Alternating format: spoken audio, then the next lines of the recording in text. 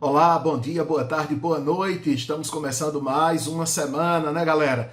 Então vamos lá. Hoje, semana de número 11, aula número 11. Você vai acompanhar aí pelo seu livro, tá certo? Espero que esteja com os horários organizados, com tudo em dia, porque hoje a gente começa um dos assuntos mais importantes de gramática de todo o ano, muito importante para as provas de vestibulares tradicionais, mais importante ainda para a redação. Pois é, galera, na redação pega muito mal quando você erra a concordância verbal. É o assunto da aula de hoje. Para a gente entender concordância, a gente vai ver aí o assunto junto com sintaxe, a sintaxe do período, né?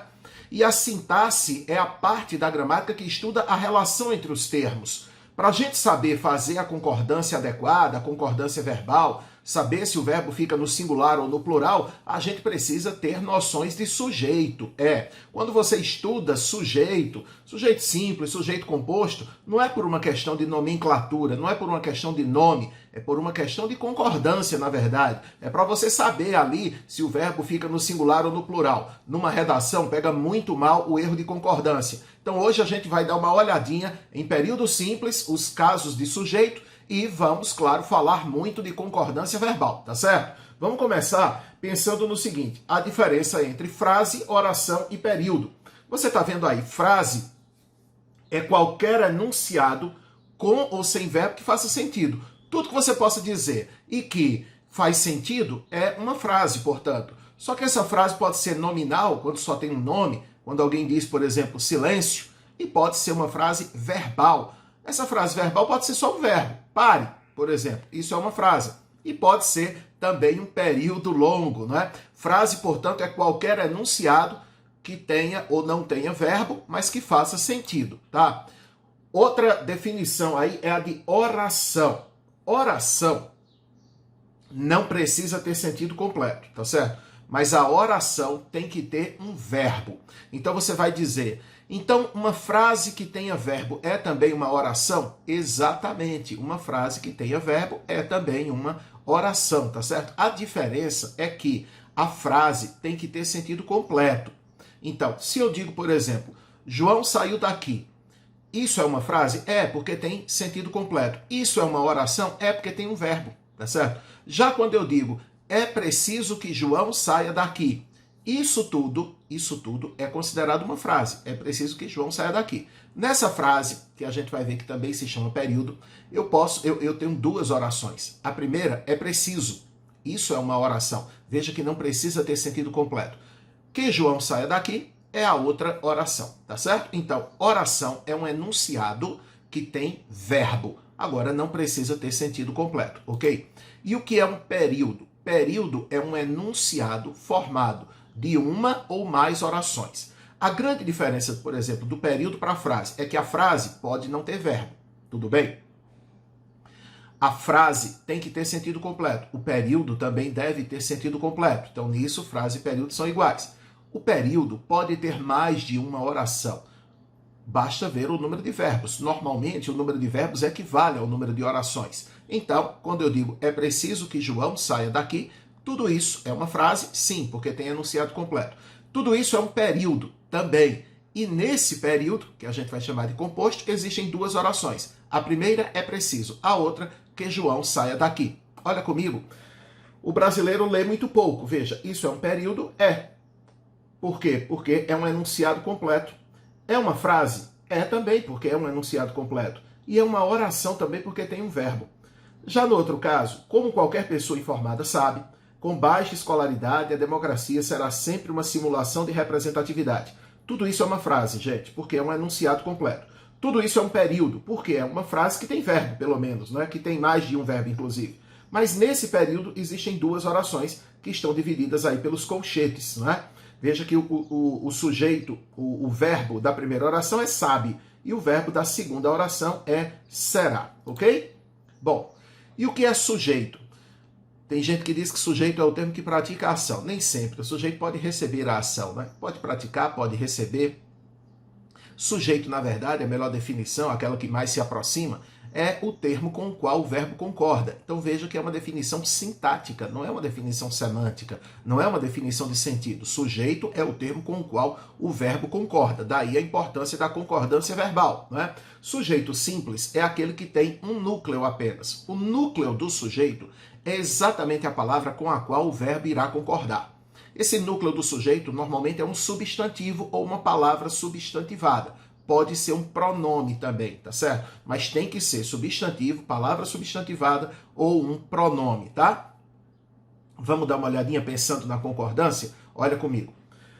Virão agora as eleições municipais. Repara que o verbo está no plural, mas nada de pensar que esse sujeito é indeterminado. Eu preciso fazer a pergunta, o que é que virão agora? A resposta é o sujeito. E a resposta é as eleições municipais. Tudo isso é o sujeito, sendo que o núcleo é o substantivo. E o substantivo? Eleições. Então, virão está no plural, concordando com eleições. No segundo caso, começaram a chegar, na semana passada, documentos que vão mostrar, pelo menos para o Clube dos 20%, como se gasta mal o dinheiro social no Brasil. Olha só o seguinte, eu pego ali o verbo começaram e eu quero saber que sujeito é esse, qual é o sujeito desse verbo. Então eu tenho que fazer a perguntinha, o que é que começaram a chegar? Aí é uma questão de interpretação, né? O que é que começaram a chegar? Qual é a resposta? Documentos, é um termo que está lá depois, né? Então, começaram está no plural, concordando com documentos, que é o sujeito dessa primeira oração. No terceiro caso, os pobres continuam sofrendo com a falta de escolaridade. Quem é que continuam sofrendo? Os pobres, né? Nesse caso, pobres é uma palavra substantivada, porque pobres normalmente é um adjetivo, mas nesse caso funciona como substantivo. Agora dá uma olhada nessa tela comigo, olha só. Tem que ter muito cuidado, esse é um dos casos em que vocês mais erram na redação, tá certo? É quando o sujeito é formado por um sintagma maior, sintagma é o mesmo que expressão, então o sujeito é formado por uma expressão maior, não é somente uma palavrinha, às vezes uma expressão grande, e há uma tendência na fala, principalmente, de fazer a concordância com o elemento que está mais perto do verbo. Só que nem sempre isso vai ser correto, porque nem sempre o elemento mais próximo do verbo é o núcleo. Lembre-se, o verbo concorda com o núcleo do sujeito. E o núcleo do sujeito tem que ser um substantivo, uma palavra substantivada ou um pronome. É bom lembrar também que o substantivo, que é núcleo, não vem antecedido de preposição, tá certo? Por quê? Porque a preposição é um termo que liga. Quando eu estou ligando, eu estou criando uma dependência. Então, esse núcleo não pode ter essa dependência sintática. Então, vamos recapitular. O verbo concorda com o núcleo do sujeito. O núcleo do sujeito vai ser um substantivo ou uma palavra substantivada, eventualmente um pronome, e ele não deve vir antecedido de preposição. Sabendo disso, você vai entender direitinho essas frases. Olha comigo. O somatório das promessas excede várias vezes o orçamento. Observe que o que é que excede várias vezes o orçamento? A resposta, o somatório das promessas, está aí grifado já para você. Eu tenho dois substantivos nesse sujeito, somatório e promessas. Mas promessas está antecedido da preposição, tá ali de mais as das. Então promessas não pode ser o núcleo. O núcleo é a palavra somatório e é com somatório que o verbo excede concorda. No segundo caso, a decisão dos juízes favoreceu o réu. Nada de pensar que os juízes favoreceram o réu, foi a decisão deles. Então veja, o sujeito todo é a decisão dos juízes, mas o núcleo é decisão, não é juízes, que está antecedido de preposição. Tire da cabeça essa ideia de que o núcleo do sujeito é a palavra mais importante, porque essa questão de ser importante ou não é muito relativa, né? Isso é muito subjetivo. Então, se liga apenas nisso. O núcleo é um substantivo que não vem antecedido de preposição. Mais um exemplo. A análise das provas contra os acusados, olha que sujeito imenso, revelou surpresas no caso. E muita gente poderia ficar pensando, por que revelou e não revelaram? O que é que revelou surpresas? A análise das provas contra os acusados. Eu tenho três substantivos aí. Análise, provas e acusados. Mas acusados, os acusados, não é? Aí é uma palavra substantivada, está antecedido da preposição contra. Provas está antecedido da preposição de. Sobrou quem? Sobrou análise, que vai ser o núcleo do sujeito. Por isso que o verbo lá, bem longe, mas está no singular. A análise revelou. Olha o último exemplo. A guerra entre Estados Unidos e Iraque no ano de 2003 mostrou ao mundo o poderio bélico americano. O que é que mostrou ao mundo o poderio bélico americano? A guerra entre Estados Unidos e Iraque. Só que veja que entre é uma preposição. Então, Estados Unidos e Iraque estão ligados à palavra guerra por meio de uma preposição. Não pode ser o núcleo. O núcleo é guerra e é por causa é porque o núcleo é guerra que o verbo está no singular. A guerra mostrou. Então, muito cuidado com o núcleo do sujeito. É para isso que você tem que saber o que é um núcleo do sujeito, para fazer a concordância de forma adequada, tá certo? No caso do sujeito composto, nós vamos ter dois núcleos, tá? Dois substantivos importantes, normalmente ligados pelo i ou pelo ou. Vamos dar uma olhada comigo? Olha só. A baixa escolaridade e a falta de informação comprometem a democracia no Brasil. O verbo está no plural, comprometem. E aí quando eu pergunto, o que é que comprometem a democracia? A resposta, a baixa escolaridade e a falta de informação. Tudo isso é o sujeito. E eu tenho dois núcleos, falta e escolaridade. Escolaridade é o primeiro núcleo, é um substantivo. No segundo caso, por que o núcleo não é informação? Porque está antecedido da preposição de. Então acredite, o núcleo é falta mesmo. Então a escolaridade e a falta de informação comprometem. Dois núcleos, verbo no plural. Se o medo e a cobrança tiram minha esperança, tento me lembrar de tudo que vivi, uma canção aí da extinta banda NX0. E olha só, se o medo e a cobrança tiram minha esperança. O que é que tiram minha esperança? O medo e a cobrança. Dois núcleos, sujeito composto, tá? Agora veja só o seguinte. Você está vendo aí a mesma frase. Se o medo e a cobrança tiram minha esperança. Agora veja esse outro exemplo. Irritam os eleitores o cinismo e a corrupção dos políticos. Eu faço a perguntinha. O que é que irritam os eleitores? A resposta, o cinismo e a corrupção dos políticos. Então, dois núcleos. Políticos não é núcleo porque está antecedido de preposição, tá certo? Agora observe que no segundo exemplo o verbo está antes do sujeito composto. Quando isso acontece, quando o verbo está antes do sujeito composto, você tem uma outra opção de concordância. Você pode fazer a concordância apenas com o núcleo mais próximo, com o elemento mais próximo.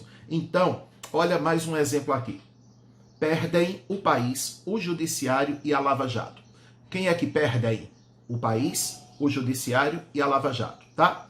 Mas, como eu ia dizendo, se o verbo estiver antes do sujeito composto, eu posso fazer a concordância com o elemento mais próximo apenas. Nesse caso da capa da revista, poderia ter perde o país, o judiciário e a Lava Jato, tá? Poderia ser. Normalmente a imprensa opta pelo plural, fazendo uma concordância lógica, tudo bem? Então veja, verbo antes do sujeito composto, você pode concordar com o núcleo mais próximo. Agora eu tenho um caso aí de sujeito indeterminado. Sujeito indeterminado. Veja, a gente tem uma charge, né? Prenderam a dona da Daslu. Que chique. Veja só, prenderam. Quem é que prenderam? Agora eu não tenho aqui na charge a referência a quem prendeu a dona da Daslu, não é? Então, prenderam, o verbo está na terceira pessoa do plural, sem um sujeito expresso. Por isso que a gente diz que esse sujeito é indeterminado, tá? Olha só esse outro exemplo aqui. Estão unificando o cadastro de beneficiários de programas de transferência de renda com base em dados federais, estaduais e municipais. Quem é que estão unificando? O texto não diz, e o verbo está no plural. Então agora eu tenho um sujeito indeterminado. Nem tudo que andam dizendo sobre TVs 4K é verdade. Nem tudo que andam dizendo, tá? E quem é que andam dizendo? As pessoas, mas eu não sei que pessoas são essas. O texto não fala. Se eu tivesse, por exemplo, nem tudo que os vendedores andam dizendo, aí o sujeito seria vendedores. Mas nesse caso eu não tenho, né? Mais um exemplo. Comunicaram à polícia o assassinato por volta das 2 horas da madrugada. Comunicaram à polícia. Tá, mas quem foi que comunicou? Porque aí eu estou dizendo, comunicaram o quê? O assassinato. E comunicaram é o objeto direto. A quem? À polícia. É o objeto indireto. Mas quem comunicou eu não tenho. O verbo está no plural. Então, essa é uma das formas de a gente ter o sujeito indeterminado, tá? Ora, observe, entretanto, esses outros exemplos aqui. Veja. Ficaram evidentes, durante o processo, as artimanhas dos advogados. Repare que o verbo está no plural. Ficaram, não é? Mas olhe que agora, quando eu faço a pergunta, o que é que ficaram evidentes? Eu tenho uma resposta. O que é que ficaram evidentes? As artimanhas dos advogados. Então, ficaram está no plural, concordando com artimanhas. No outro exemplo, chegaram há pouco à base militar os prisioneiros de guerra. Quem é que chegaram? Os prisioneiros de guerra. Então o sujeito existe. Ele está lá no final do período. Eu tenho apenas uma inversão sintática. Os prisioneiros de guerra chegaram. Ainda faltam alguns anos para ele se aposentar. O que é que faltam? Resposta: alguns anos. Então, alguns anos é o sujeito e faltam está no plural, tá certo? Então, cuidado aí, principalmente com essas inversões. Na redação, eu diria que 90%, acredite, 90% dos erros de concordância são por causa disso. O aluno deixa o verbo no singular e o sujeito que está depois, que está posposto, aparece no plural. Muito comum isso na fala. É quase inevitável esse tipo de erro, mas na escrita a gente deve evitar mesmo, né? Outra forma de a gente ter sujeito indeterminado é com o verbo na terceira pessoa do singular mais o pronome se, desde que esse verbo não seja transitivo direto, ou seja, desde que você não pergunte a ele o que ou quem. Acompanha comigo. Precisa-se de embaladores nesta loja. Veja que o verbo está no singular, precisa, eu tenho o pronome se, e esse verbo é transitivo indireto, né? Porque ele pede a preposição de, precisa-se de alguma coisa. Então o sujeito é indeterminado. Nada de pensar que embaladores é o sujeito, porque embalador está acompanhado de preposição, né? Sujeito é um termo que não deve vir preposicionado. No segundo exemplo, assiste-se na TV a cenas chocantes. Repare que o verbo assistir no sentido de ver pede a preposição a, então assiste-se a alguma coisa, não é? O verbo é transitivo indireto, está no singular, tem o pronome se. No terceiro caso, quando se está amando, o mundo parece diferente. Eu tenho duas orações. Na segunda, o mundo parece diferente, o sujeito é o mundo. Sujeito simples, isso aí não se questiona. A questão é a primeira, quando se está amando. Quem é que está amando? O texto não diz, não é? Quando as pessoas estão amando. Então eu tenho aí uma locução verbal intransitiva, está amando, e tenho o pronome se.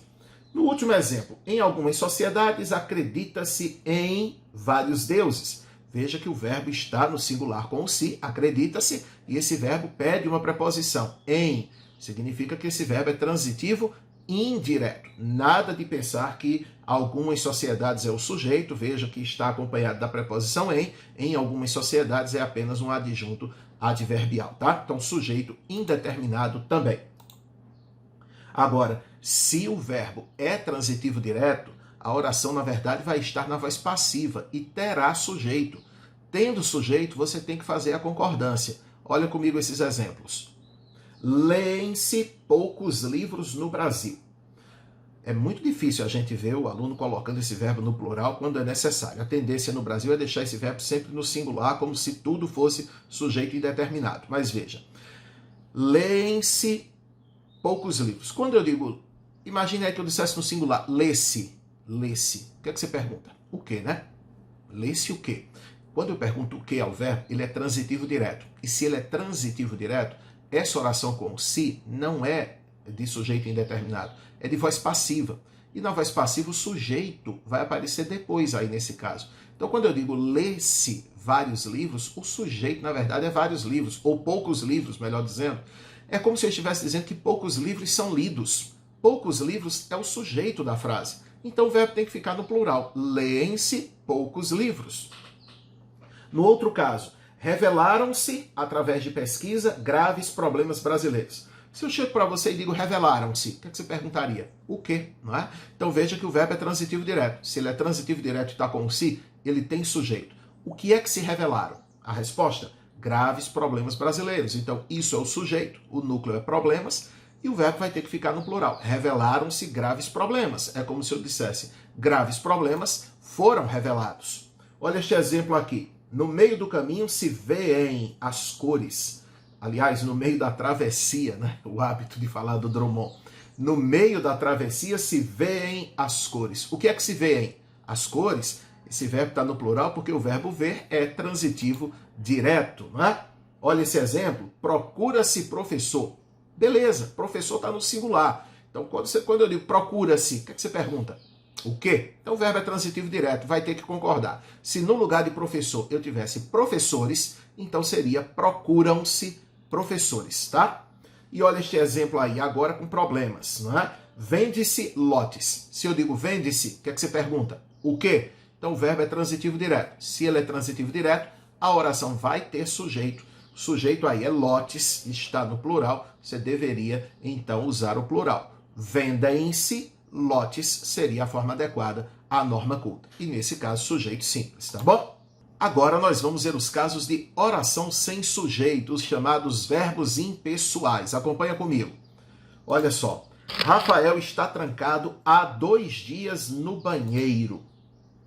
Tem o verbo haver aí no sentido de fazer, no sentido de tempo decorrido. Nesses casos, o verbo haver não vai ao plural e a gente classifica isso como uma oração sem sujeito. Claro, quando eu digo Rafael está trancado no banheiro, isso é um sujeito simples, né? Essa oração tem sujeito simples. Rafael, quem é que está trancado? Rafael. Mas a frase há 2 dias, quer dizer faz 2 dias, isso aí não tem sujeito, verbo haver no sentido de tempo decorrido, tá? Outro caso, os verbos que indicam fenômeno da natureza. Olha lá, chove pouco em Caruaru, neva no norte dos Estados Unidos. Então eu tenho o verbo chover, verbo nevar, são verbos impessoais, ficam quase sempre na terceira pessoa do singular.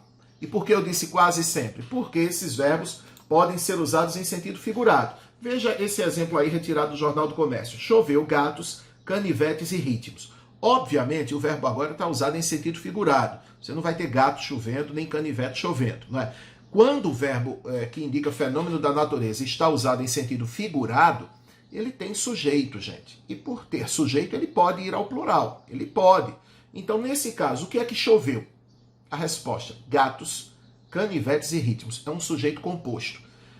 O verbo fica no plural ou concorda com o núcleo mais próximo. Só que o núcleo mais próximo, o elemento mais próximo é gatos, que está no plural também. Então, nessa frase não tem opção. Tinha que ser mesmo, choveram gatos, canivetes e ritmos, ok?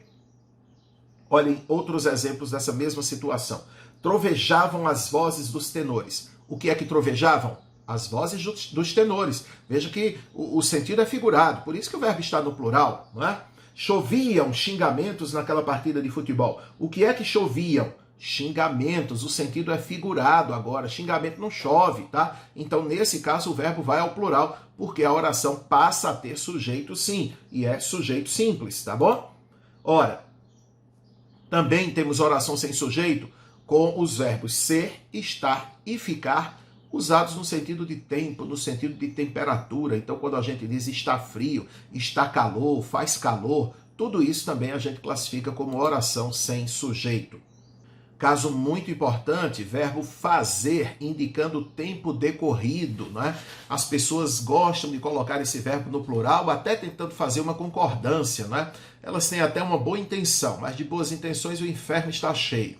Então veja só, tenha cuidado. Usou o verbo fazer no sentido de tempo decorrido, esse verbo fica no singular. Se estiver numa locução verbal, 2 verbinhos juntos, fica tudo no singular do mesmo jeito. Não queira colocar isso no plural. Resista a essa tentação. Olha comigo.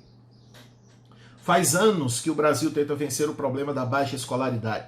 É faz anos, não é fazem anos, tá? Faz 10 minutos que ele saiu daqui. Faz 10 minutos e não fazem 10 minutos, ok? Se eu tiver também o verbo haver no sentido de existir, verbo haver no sentido de existir, isso caracteriza a oração sem sujeito, esse verbo é impessoal e deve ficar também no singular. Esse é um dos principais casos de concordância verbal, sem dúvida alguma, inclusive para a redação. Olha comigo. Há mais de 2 semanas quase não se fala de outra coisa na mídia. Esse A aí está no sentido de tempo decorrido, né? De faz mais de 2 semanas. Faz e não fazem. Houve muitos comentários sobre o resultado da pesquisa. Gente, na redação eu digo sem medo, você não vai precisar usar a forma houveram. Essa forma houveram existe, é a terceira pessoa do plural do verbo haver, né, no pretérito perfeito, mas é um uso muito restrito, muitas vezes até literário, tá? Um uso que praticamente não existe mais no nosso dia a dia. Coisas do tipo, eles houveram por bem adiar a prova, né? Eles houveram por bem. Hoje ninguém fala mais assim. Então essa forma houveram aí, que as pessoas utilizam, sempre no sentido de existir, de acontecer, é errada, é errada. Na norma culta não é houveram. Nada de dizer que houveram problemas, que houveram 2 mortes no fim de semana, que houveram desastres. Não é houveram, é houve, tá? Verbo haver no sentido de existir, de acontecer ou de realizar, se fica no singular, a oração é sem sujeito. Esqueça esse houveram, tá bom? Olha lá, quando você tem uma locução verbal, devia haver mais incentivos à leitura. Observe que nesse caso, o segundo verbo é haver. Mesma coisa a outra frase, pode haver mudanças. O segundo verbo é haver. Quando o segundo verbo é haver, ele transmite a impessoalidade para o primeiro. Então o primeiro obrigatoriamente fica no singular. Traduzindo, se você tiver dois verbinhos juntos e o segundo for haver, o primeiro tem que ficar no singular, porque recebe a impessoalidade, a oração não tem sujeito, tá? Veja alguns exemplos que eu tirei de redações. Olha essa aqui bem no meio, você está vendo aí que a pessoa escreveu houve conquistas, não é? Houve conquistas e não houveram. Beleza, o aluno acertou direitinho. Já nesse outro caso, olha só, já houveram vários casos, não é? Aí a gente tem o erro de concordância, a pessoa usa o plural para tentar concordar com vários casos, mas deveria ter deixado no singular, esse verbo é impessoal, então já houve vários casos, tá? Nesse outro caso aí, a pessoa erra na palavra empecilho, erra também na concordância, escreve existe alguns, né? Seria existem, o verbo existir sempre tem sujeito. O verbo existir sempre tem sujeito. E errou ali na ortografia também, escreveu empecilhos, não é? Olha só, na norma culta também deve-se evitar o verbo ter no lugar de haver, não é? Sabe aquele poema do Drummond, tinha uma pedra no meio do caminho tinha uma pedra? Aquele verbo ter ali está usado no sentido de haver. Era característica dos modernistas, não é? Usar uma linguagem bem brasileira, mas na norma culta não se aceita o verbo ter no lugar de haver. Então, na redação, esqueça verbo ter no lugar de haver, tá? E no caso do verbo existir, o verbo existir, ao contrário do verbo haver, sempre tem sujeito. Então, você tem que fazer a concordância. A questão é que, normalmente, o sujeito do verbo existir vem depois dele. E a gente já viu na aula de hoje que quando o sujeito está depois, é muito comum esquecer de fazer a concordância, né? Então isso acaba acontecendo com o verbo existir. Verbo existir exige concordância. Olhe o termo que vem depois e faça a concordância com ele. Olha comigo. Existia TV, existia luz elétrica, existiam, aí diz, o fenício desenvolveu elementos que já existiam, né? Elementos existiam.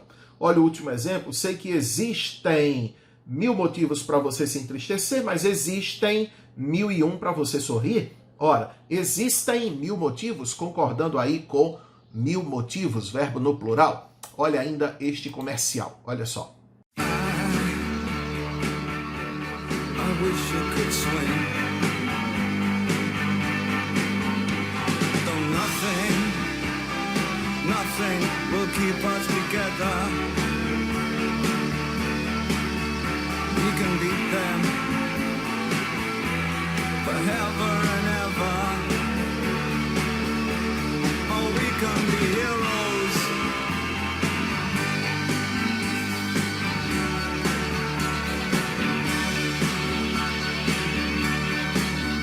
Bom, você viu aí no comercial bons exemplos do verbo existir, né? O verbo existir fazendo a concordância direitinho, tá certo, galera? Bom, esse foi só o começo do nosso estudo do período simples, de olhar para o tipo de sujeito e olhar para a concordância verbal, porque, afinal de contas, na sua vida você não vai precisar classificar se a oração é sem sujeito, se o sujeito é indeterminado, se é composto, se é simples. O que você precisa é fazer a concordância. Por isso que a gente trabalhou aqui com você com foco na concordância verbal, beleza? Começar a atentar mais ainda na sua redação, ok? Lembrando que esta semana temos mais 2 aulas. Essa foi a de gramática, nós vamos ter mais uma de interpretação, resolvendo várias questões que estão no livro, e temos uma de literatura e redação, tudo junto ali numa aula só. Afinal de contas, o assunto é comum à literatura e redação esta semana, beleza? Conto com a sua audiência aqui no YouTube. Qualquer dúvida, entre em contato com a gente. Estamos aí 24 horas no ar, tá? Lembrando ainda que você deve mandar suas redações